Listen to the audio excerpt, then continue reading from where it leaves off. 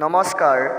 Promo শ্ৰদ্ধাৰ আজিৰ এই সভাৰ সভাপতিৰ আসন অলংকৃত কৰা মোৰ শ্ৰদ্ধাৰ সন্মানীয় সভাপতি মহোদয়, লগতে এই মঞ্চত শুৱনি কৰা মোৰ শ্ৰদ্ধাৰ সন্মানীয় শিক্ষাগুৰুসকল, ইয়াৰ লগতে মোৰ সন্মুখত বহি থকা মোৰ মৰমৰ বন্ধু বান্ধৱী তথা ভাইটি ভণ্টিসকল, পোনপ্ৰথমে মই সকলোকে শুভেচ্ছা তথা আন্তৰিক অভিনন্দন জনাইছোঁ আজিৰ এই সভাখনৰ বাবে।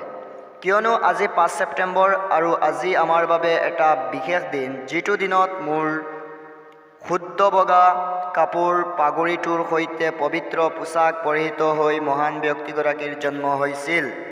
সেই মহান ব্যক্তিগৰাকী আন অন্য কোনো ব্যক্তি নহয়, তেওঁৱেই হৈছে ভাৰতৰত্ন এগৰাকী বিশিষ্ট শিক্ষাবিদ, পণ্ডিত, সুসাহিত্যিক, সুবক্তা, সুদক্ষ ৰাজনৈতিকবিদ তথা দাৰ্শনিক ডক্টৰ সৰ্বপল্লী ৰাধাকৃষ্ণন।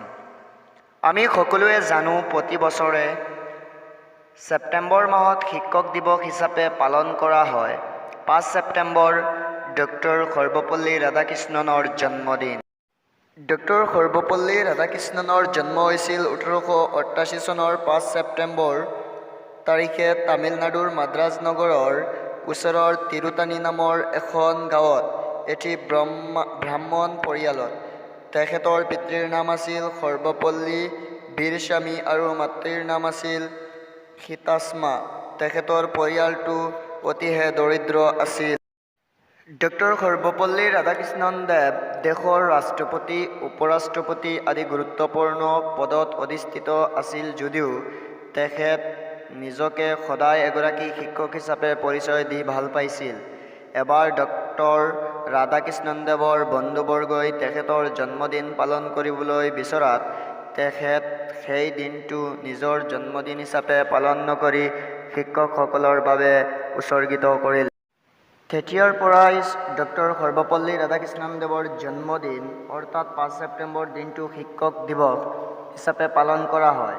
শিক্ষক দিৱস হৈছে ছাত্ৰ ছাত্ৰীসকলে শিক্ষকৰ প্ৰতি থকা মৰম আৰু সন্মান প্ৰদৰ্শনৰ বাবে সৰ্বোত্তম উপায়।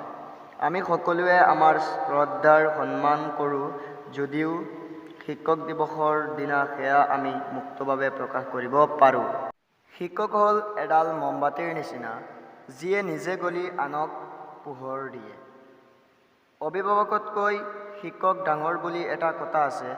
অভিভাৱকে সন্তান জন্ম দিয়ে, আনহাতে শিক্ষকে সেই শিশুটিৰ ব্যক্তিত্বক গঢ় দি উজ্জ্বল ভৱিষ্যত প্ৰদান কৰে। শিক্ষক হ'ল আমাৰ জীৱনৰ সেইজন ব্যক্তি যিজনে আমাক সদায় উৎসাহিত কৰে, ভুলবোৰ আঙুলিয়াই দিয়ে আৰু সাহসী হ'বলৈ শিকায়।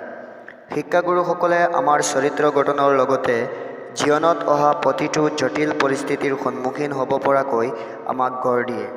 আমি আমাৰ শিক্ষকসকলৰ প্ৰতি কৃতজ্ঞ প্ৰকাশ কৰা উচিত, যিসকলে আমাক কেতিয়াও নিজৰ সন্তানতকৈ কম বুলি নাভাবে।